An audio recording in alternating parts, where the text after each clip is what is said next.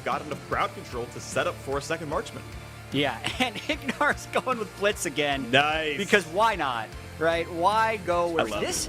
It. At least for the first 6.5 minutes, has been business as usual for FlyQuest through the game. Yeah, C9 gets Zen shows up with the 4v4, and this time around Solo, oh, that is the hook, and that is burst damage. The ult comes down for Blabber in time, jumps from the wall, he's going to stay in the ring for some healing, and that's going to be enough to keep him alive. Here comes the Oranhorn, Spite's going to go through the Cloud9, they claim that, but Igno's going to walk up for a kill, can't find it. Cloud9 by these slim... To where C9 uses this Rift Herald, if they can get a kill onto the Flash to Solo, it could be first turret. Flash used for it. Solo's going to run around as fast as he can, but he's now on the wrong side of the map. Not possible to live. Blabber's got the mark. They're going to find the kill, and Cloud9 finally wants to go for the play as fast as he can. Here comes the play. Here comes the dive. 2-on-2. Flash from Blabber. They're focusing him down. It's a lot of burst. A quick stun for Licorice, and they're going to burn down Santorin. Blabber was still unable to ult, but a 1-for-1 is now going to hold on to that button, right? Knows he's flashless, knows he has to hold on to that jump just in case something happens. Gets the smite, jumps over the wall. Clean take. Since 2014, and maybe there's a little bit of hesitancy with the way they're going. They got to find their footing in this game, and that's a big thing. Oh, goodbye. That is flashless Ignar. He burned it to chase down Vulcan and didn't convince the kill to come over. Now a flash to the bottom side. So much crowd control. Licorice going to come with the punch back, but he's still running low on health and just simply is not going to get away. But he will set up for his mid laner. Niski gets on the board with his first kill of the game. Now that they've pushed PoE off of the top lane, it appears that Blabber can go and take the Rift Herald. Rift, so they might look to pressure with Rift Herald for something, but they find Turtle. That is so much damage. The anchor into the ultimate. Nothing could have been done unless he flashed the Q, and that is optimal timing. Cloud9 going to get that kill. They'll get the wave. The Blitz question mark emote comes out. Who is the better hook champion now? You can see the disappointment on FlyQuest faces right now after Wild Turtle getting picked off. This is a questionable fight with no AD carry, but they're going anyway. Missed the hook. They saw Niski was bot lane. They're going to go back in for this one. Vulcan gets the aftershock on, goes in towards Solo. He's going to run back. Big burst. Going to get him down, and they will. They will knock down Blabber. Then trade back to Santorin. It's jungler for jungler. Now Vulcan's getting low. One more auto kill, but he gets out of range. Niski on the way back up the lane. Same for Wild Turtle. Again, it's a 1-for-1, a trade of jungle kills. Niski is now here, and he's the guy with the big health bar. Finds a stun on Solo. That is not cost to FlyQuest is relatively low. PoE now. Wild Turtle has to really watch out, and FlyQuest jumped the gun. They're going earlier. They can get Sven. Going for the play, and they've knocked down one already. Here comes the re-engage, and it's a 4v4 because PoE cannot join the fight, so Ignar is dead, and into the back line goes Licorice. The chase down's going to look good. You got to run. Flash. Licorice does the same. There is a slow on Solo, and he can try to get away. The health bar is big, but he's not nimble enough. Cloud9 lose the AD carry. But then they had nothing left, and C9 could chase them down with what was still a numbers advantage. Damage trade as Vulcan goes in a half HP. Well done by Wild Turtle. Puts down another turret. That's more things. Here comes the hook. Here comes the play already. The touch, the backline. Power of Evil is not. It got his ear. 1-for-1 so far, and Santorin's in a bad spot. He's going to try to flash away. Stays alive. Power of Evil was the richest person in the game. 260 CS and 2 kills. Being able to kill him at the start of the fight means C9... Yes, they have 9-6 in kills. Those fights have gone better. The hook's not going to land. The stun certainly will. Will it knock down Vulcan? Not just yet. Finds a backline stun. Damage on Santorin. Gets taken down. And Blabber's still on the chase. Gets pushed back. Oh, barely gets back into the ultimate. Here comes Event Horizon. Here comes the re-engage. Huge damage from PoE, but it's not going to be enough. Turtle is going to get punched to death, and Sven is free firing as well. FlyQuest can try to find the kill onto Blabber. Not only do you have to beat them in draft or in strategy, you also have to be able to out-punch them in team fights. And right there, you're going to back up because that would be FlyQuest's window to re-engage. So you can see Cage goes up, C9 backs off, they get a few shots in, and now C9 will reset. Backs up, C9 walks in, you mentioned the Cage, that comes down, no re-engage possible. There's turret number 1, there's Twitched in bot lane, they find a stun, that is big damage. The ult, he's not, I think he was slightly out of range, maybe, but either way, it might not have been enough damage to kill Ignar. Is forced to burn his flash, they're gonna flash follow this one. They're really trying for this kill. Ignar needs to land the hook, it's the ulti to get the touch back in. There's the punch, it buys some time, and bullet time drops him low. Licorice will still fall. Is this a fight that Cloud9 wants? They find a knockup on the just to get that spot, and they have no vision. This is going to be an uphill battle for FlyQuest. Vulcan front lines. He'll pop Stone Plate when he can. He's dropped so dangerously low, and Kiddle comes down as well. Pee-wee make the big play, and it's 2 kills picked up. That's huge for FlyQuest. How about the re-engage? They've already picked up 1. It's now back to a 4v3, and Cloud9 looking to go forward. Sven flashes away, trades his life. Niski's in the middle of 3. That's going to be him dropping. FlyQuest may have turned the corner, but Niski found a kill on Turtle the last second. He got a spell off. I think his W fell on top of Turtle and he didn't see it, and that suddenly means so much. Now it's only 2-on-1 instead of 3. I'm just going to start up the Drake and force FlyQuest to come in. They don't have Ornalt yet. Dragon fight to Electric Boogaloo, go for the battle right away, but Aphelios is nowhere nearby. The smite is easy, and here comes the engage. This looks Cloud9 favored, and it certainly is. Quick Be able to pick up the Ocean Soul, having Santorin dead, no steal to be had unless Turtle got a miracle steal with both, and it took a 70% health of Aphelios to 0. That, to me, is the defining moment in this win, where FlyQuest nearly turned it around and could have had control, whereas now C9 has total control of this game. We do know Aphelios and Azir still have incredible damage that has the potential to move through the Ocean Soul. It is just that much more unlikely at this point. Unlikely is the name of the game right now. Cloud9 likely to push through, but for now, they're going to play a little bit patient. Shove in top, go back to mid. This turret nearly going down. Baron buff still on for about a minute and change, as they're going to shepherd in the wave. The cannon minion will do little bits of chip damage, and 1 auto attack will knock it down from Sven. So here comes the engage. Stun onto 2. Goodbye to Ignar. Solo is tanky, but he still has to outrun Cloud9, and that will not happen. The dunk is 80% of Pee-wee's health, and Sven does the rest. In for the dive, his Blabber pops the ulti. Here come the emotes, just for good measure. Couldn't catch with the arm, but it doesn't matter. The Nexus will fall. FlyQuest made him work for it, but Cloud9 are the better team. They take game 1 of the LCS final. There's a lot to unpack in just this game one. This is a physical damage heavy team. You are often not going to see an arm guard out of the Syndra, although you may. It's not that easy to build armor on a Aphelios. Into Pee-wee's Azir. So that's the top lane, and then down bottom lane, the thing getting to walk down to lane, shoving the wave, then fully refilling your health and mana once you're like 6 minutes into those things spawn. You feel like you have so much control. Nice punch right there. Ult's gonna come through though for Licorice to deal some damage back, as here comes Blabber, but also here comes Santorin. And this might be Licorice running low on health, gonna land the first half. Blabber gets the crowd control in time to save Licorice's flash. Would have had to dodge that one. Santorin goes in for one, but Licorice gotta be careful. The health bar's low, the ult's gonna come in, doesn't even need it. Now it goes for Blabber. That's gonna be kill number 2, picked up off the ulti as well. PoE gonna take some damage. Niski answers one back, and he's gonna flash for more. Finds the next knockup, finds the chase down on Solo, who does not have escape tools.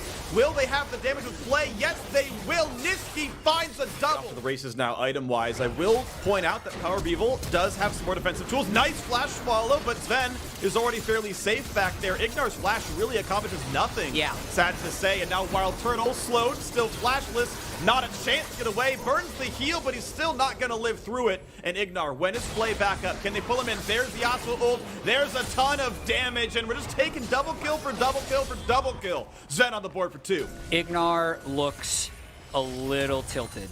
It looked nice as a flash follow, but that play was never going to work, and it turns to disaster. Now they're going for more. Blabber's here for the counter gank. 2v1 top side, make it 2v2 already. Blabber knocks back Santorin. The turret shunts the health bar. And then when that failed, FlyQuest said, all right, we need to make something happen top lane. And oh boy, Ignar doesn't make it over the wall. He's flashless. There's the flay. Goodbye. Whose turn? It's Sven. While they are taking Infernal 2, and they have a 2-0 mid laner who is equal CS to a Syndra, which has been banned against FlyQuest an absurd amount. So this freak is what Cloud9 was doing to the LCS all year. This is their record-setting early game, and this is why on pace to be the highest win percentage team in all of LCS history. They're on pace for it. This is looking incredible in this game 2 right now. The Herald charge comes in just for extra measure to bot lane tier 2. That'll fall, and we'll have the wave caught up by Wild Turtle. But a lot of credit to Cloud9, roaming around the map, finding the plays. I mean, the fact that Niski has roamed... He's going to spawn shortly, so Sven by no means had to rush, and it's time to move mid now. So notice how FlyQuest is catching that top lane turtle. Does the rest of what they need. Takes a total of 5. There we go, knocks it down, turret gone. They want to, otherwise they should be pressing a side wave to at least accrue gold. Drake goes over, and here comes C9. Is something FlyQuest should probably look to punish. 3v1, nice knockback. He has the knockup himself available, misses that one here. This is going to be a pretty easy dive. There's the knockup. Windwall buys some time. Redemption does as well. And here come the reinforcements. Still a 1-for-0, but the re-engage is in. Power of Evil is gone, and Ignar is likely to be next. Vulcan flashes for the play. Centaur's going to fall. 2 kills picked up. That's the 4th player to do so in this game. Give him the triple. Licorice shows up in a big way. Try and do something against this Cloud9 team. They're able to turn it around. Niski bought the perfect amount of time with his wind wall, and the rest of C9 could just collapse down onto it. 21-minute Baron, 5,500 gold lead, full control for C9. And Blabber walks in for a slow wild turtle. What? He's gonna catch himself a stopwatch. And can he catch the rest? Oh, no. Flash for Blabber. Extra regen in combat gonna mean a lot, especially when your opponents have low damage output overall. Vulcan tries for the hook. He's gonna find the play. Knocked up though. Solo wants to take the fight. There's the dunk in for Licorice. Gets some damage, but not a whole lot else. That's a big hit. And Turtle's already got it 3-for-0 instantly. Cloud9 turn it right back around. There is no chance for FlyQuest to win this fight. You're seeing some smiles in the FlyQuest faces. They know how much better Cloud9 have been in this series. 14-4 in kills, pushing down the mid lane. I mean, for a second, Freak, I thought maybe they would have denied the Ocean Soul by having the game in. But it looks like C9 is deciding to just have Licorice go down, solo the Ocean Soul. They're taking the full roundabout of turrets in this one because the death timers are so short, C9 can't actually end the game. But this gold graph is so up and to the right in terms of control of this game. Yeah, at this point, C9 doesn't need to take a risky fight. Member of TSM before they got reverse swept. So, still, lots of league to be played, but things are looking pretty good right now for C9. Flash knockup, decent damage, stopwatch burn, 4v1, but is it really? The reinforcements come in, and Niski puts up the wind wall, but cannot survive. That's kills picked up now, but here comes the reaction. Sven is now dominating. Power of Evil doesn't have a lot of places to go. The G2 swag comes in for Sven for good measure and finds himself a double kill. That's one of his championship teams, his only championship team before. There's a triple to add to it. Adds the Misfits logo for good measure. Goes back to G2. With Ocean Soul picking up their second barrel. Yep. And more importantly, Sven is just jamming that. What was going on with Adventure right there?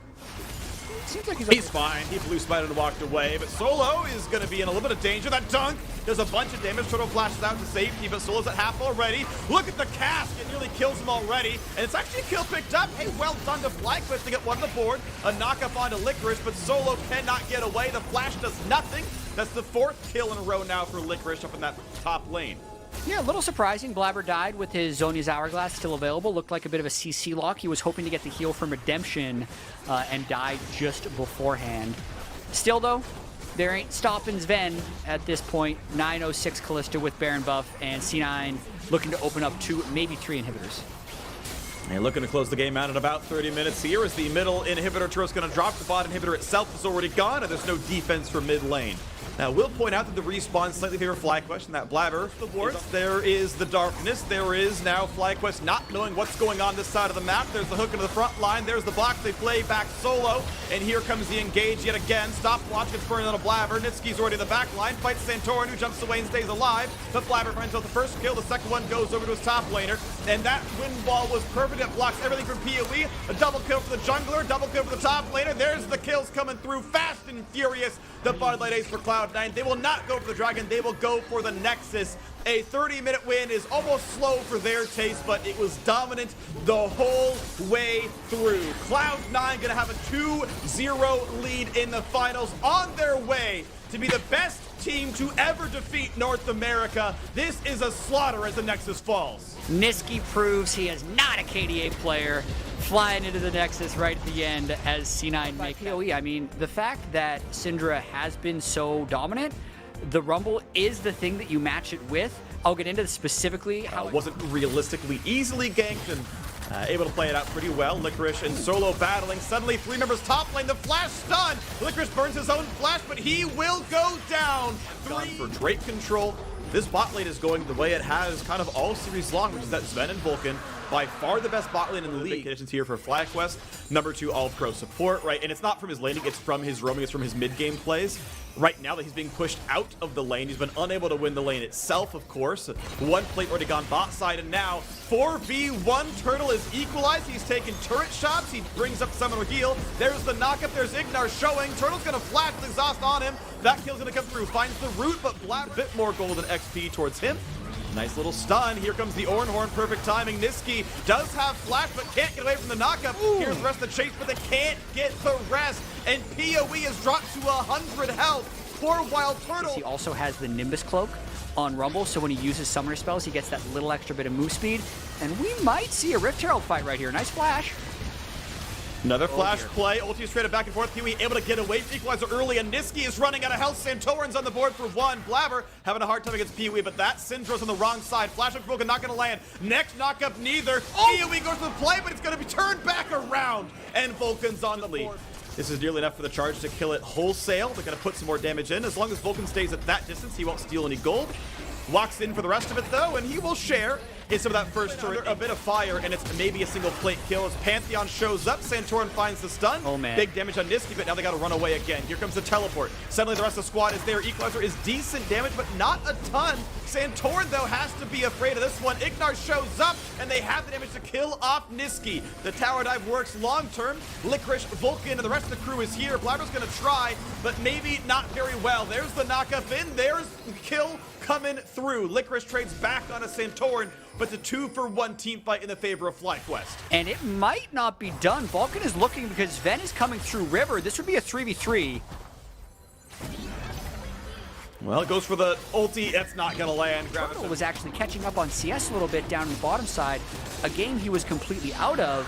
Turtle actually picks up 2 waves and Solo also on the play. Niski is going to be knocked up, does have heal, does have flash, but here comes the squad. Stun landed, ulti in for Blabber. No easy answer just yet as Santorin puts the shield up. Solo player base start now. Oh, they just snuck into River to get front door on the Dragon. They've swapped who's controlling mid and who has River control.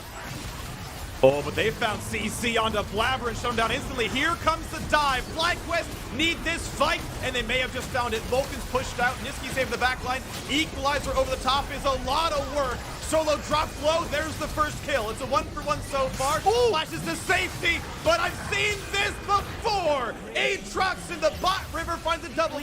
Destroyed before it even happened, and a lot of teams running that as a win condition. It's a pretty good Drake for C9 to have. Honestly, almost all the Drakes are pretty good. 21-minute Baron uncontested, and we might have the Red Bull power play right now with the chance to finish the split at 26-2, which would be better than any of those. 2 is going to be a formality. 5,000 gold lead will grow by about 10% as that one falls. 15 seconds, and for the most part, I think they're just trying to accrue gold. You can even see a little bit of defensive itemization coming in from Sven, guarding against the loss. Okay, and FlyQuest. The attempt towards Blabber. Ult goes over the top and dives right back out, and Santorin cannot escape the fire and fury of the Cloud9 team fight. That's going to be a rough one for FlyQuest. Not unlocks the push. FlyQuest not going to be able to fight 4v5, especially with Ignar's ulti down, but they're going to try with Solo getting a knockup, but already stopped and hooked back in and played back in and killed and sent back to the fountain. Cloud9 are now 5v3 on the map, and the power play continues as they knock down the inhibitor turret. The inhibitor going to drop as well. Still 35 seconds left on this, as well as the wait till this comes up. Power of Evil's got to be respectful. Hook almost predicted correctly, and this might be the Cloud9 reset. They're going to kite backwards. They find the root, and the flash over for the double chase down. Blabber gets himself a double, and it's 5 versus 2. They're ready to keep going. The players keep going up, and C9 are going for the Nexus turrets. The respawn still 10 seconds away. They will find that first Nexus turret, and they will push. They're out of minions. But they are out of minions. They're not going to claim this one just yet.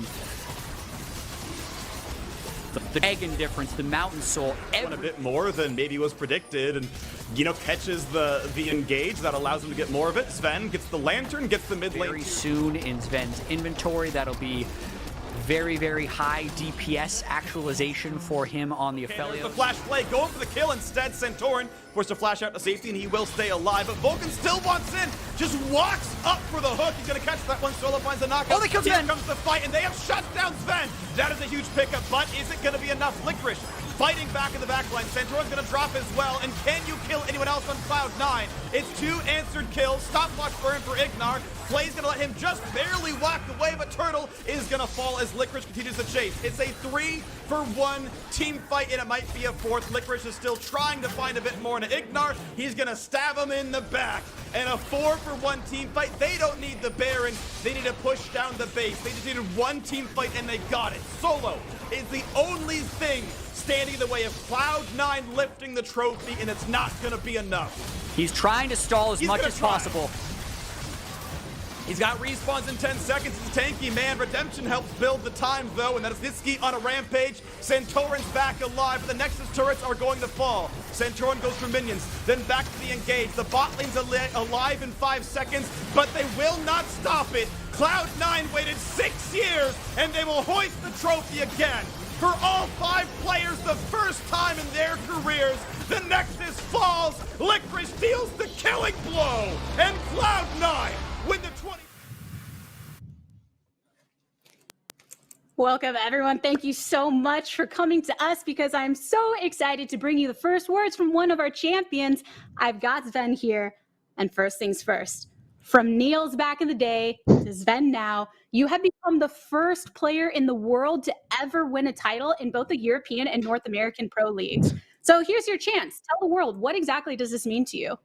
I mean, it means a lot. This is my first goal when I came here 2.5 years ago was to do this exactly, win, a title in both regions. So more than anything, I feel like I just accomplished what I came here for. I guess so. I feel like a sense of relief, but also like I feel like a bit complete. I guess in a way, I feel like I got what I came here for now, and now it's just up from here only. So I feel this so good. Yeah, you can take a deep breath because, I mean, let's face it, it wasn't an easy journey from you. If we look less than a year ago, you faced a lot of heavy criticism after your time on TSM that you were determined to turn around.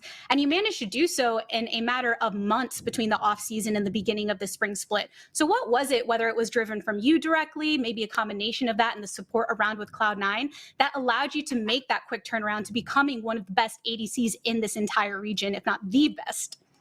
I think C9 is just really, really amazing. They helped me so much in the offseason by allowing me and Vulcan, the 2 new guys in the team, to boot camp in Korea in their apartment, which is really great. And we were there for like over a month together, combined with the boot camp in January, right? So that helped me a lot to fix my offseason. And Reaper already in that one boot camp told me like, I think this is one problem you have, and you try to work on that in the offseason. I did, and I think just C9 has the winning recipe for how we do our things, from our morning workout to our book club to our scrim system. I think everyone does their job and more than that. And C9 knows what we need, not what we want. And it's just so great to be in this team. I think everyone knows exactly what to do to succeed. And on top of that, I think everyone put more effort than anyone else in their roles and their league. So I just feel super great in this team. From the words, I'm sorry, to the words, we're a champion. So much has changed for you, and I'm so happy for you and the rest of the team. For now, we are going to send it back to the State Farm analyst desk and eventually get words from more champions here today. Thank you very much, Dash. I am here with Licorice. Licorice, congratulations on the win. Now, before we get into the interview, the first thing that I want to ask you is tell me about that final moment when everyone's on the Nexus and you were able to get the final hits off, and then eventually the house erupts into applause. The last play was kind of, I don't know, it wasn't that like crazy for me because in the fight before, I was like a 3-item Aatrox. I think my call was that I'm invincible. So when I'm on the Nexus, I was like, okay, yeah, the game's over. Like they can't kill me. Like they don't have enough damage. So I kind of knew it was over before it actually was. And yeah, I don't know. I mean, it's great to see everyone so excited. Tell me about, I saw everyone rushed in. It looked like Vincent, one of the managers, was coming in with popcorn or confetti. Everyone was just up cheering. I know that it wasn't in a stadium, but in the house, it still felt like there was so much more excitement. Yeah, I mean, the after the game stuff isn't like what you're trying to think about in game. So I'm glad that Vincent, he had like a popcorn bowl filled with like little pieces of paper that he was throwing around for confetti. That was great. I mean, everyone has just been so supportive the whole time. Like we had Jack running in, like our entire coaching staff, and I don't know, it just felt really good. Now, this split, you said that you wanted Cloud9 to be the team that could beat anyone. And now, after this amazing split, here you are. You've taken the finals and proved that Cloud9 is the best team in NA, as well as securing your first split title. So, I mean, what does it all mean to you? How does it feel to now be so dominant at the top? It feels good. I I don't know. I think that for me, I'm honestly a little disappointed that like everything went the way it did and we're playing remote and we like didn't have that big stadium moment. And obviously makes total sense why we're playing from home and I think like absolutely the right call, but that's a bit disappointing. And also like I really want to play internationally with my team because I think that we are really talented and we work really hard and I want to see how far we can go. Mhm. Well, I know all of the fans have been cheering on you and Cloud9 from home. A lot of support there. But one other thing that I did want to point out, this is your first split title, but it's also Reapered as a coach's first split title with the team. So was there any extra meaning to Cloud9 being able to take this win also for him? The Cloud9 win, I mean, I think it means like a lot of different things to a lot of different people. And for me, it was kind of like it's like this amazing moment where I've been working so hard to be able to win a split, and finally I was able to win this one, and now I just want to win more, honestly. So, like I think going into summer, I want to win that too, and I want to win on a stage, and hopefully that'll be a thing that can happen. But I think that for everyone, it's like their own unique experience. Like for the diehard fans that have been with Cloud9 since it was established, and they've been waiting for a trophy for so long. Like this was such a big moment, and honestly, like I've been getting so much support and I'm so like happy to be on this team and to have the fans that we do. Well, Cloud9 is looking incredibly strong. Moving into summer split, what else can you guys improve on? I mean, maybe getting that 18-0 run? The 18-0 run would be cool. I'm not sure that that's actually what we're going to be focused on at all. I think that we are very good at the style that we play and that there's still so much to practice and learn because like we're not perfect players and I think that we're going to like keep working on ourselves and keep trying to get better and make sure that no one can catch us going into summer. That's an excellent mindset to have, Licorice. Once again, congratulations on the victory. Good luck with improvement towards summer. Maybe there is a Player of the Week statue in your future, but that's it for us here. Back to you guys at the desk.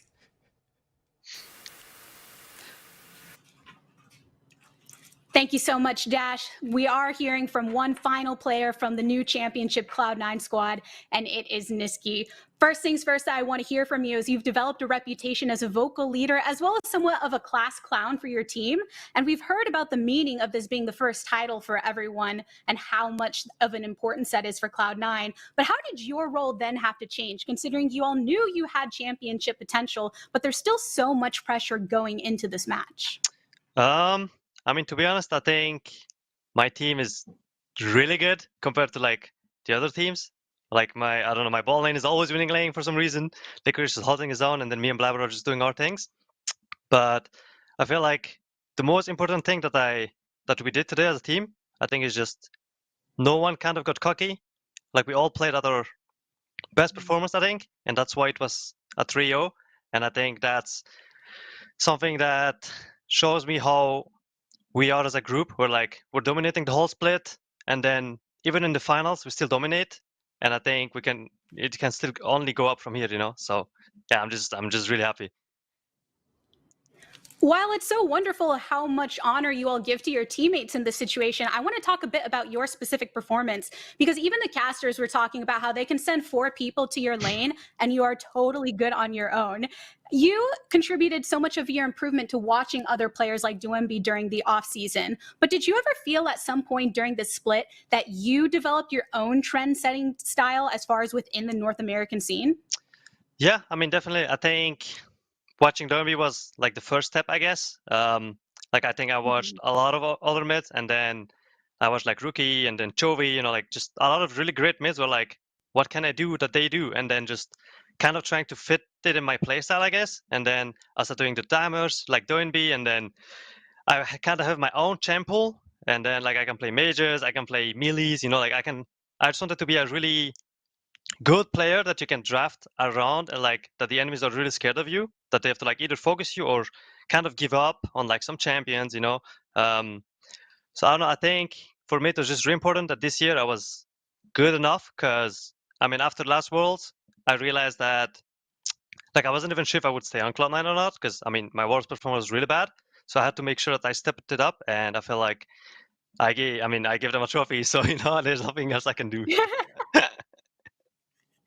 Yeah, I don't know if you remember, but it was actually one of our very first interviews earlier this year where you said that you were the best mid laner before the votes went in, before anything else happened. So I want to give a personal congratulations to you in achieving that feat. But also, as a last Cloud9 player we're getting to hear from directly today, this is a big moment for Cloud9 and for all of the fans that stuck with this organization since the 2014 championship title. So here's your opportunity to speak on behalf of your team to all the fans out there that have stuck with you all during this entire time. I mean, I think it's really important that we still kind of get supported by the fans, I guess, because I know that during the offseason, a lot of fans kind of gave up on us, or like they were really angry with what we did. But I think by winning the split, we really proved to everyone that we made the right decisions. And also, this is our first win, our first trophy for all of us, I believe. And I think it can only go up from here. So I'm looking forward to even win the summer split already. So yeah. Up, up, and away for Cloud9. With that 3-0, Cloud9 have clipped the wings of their competition of FlyQuest and proved that they're the only ones that deserve a spot in the sky. For more on this championship match, let's send it back to the State Farm analyst desk.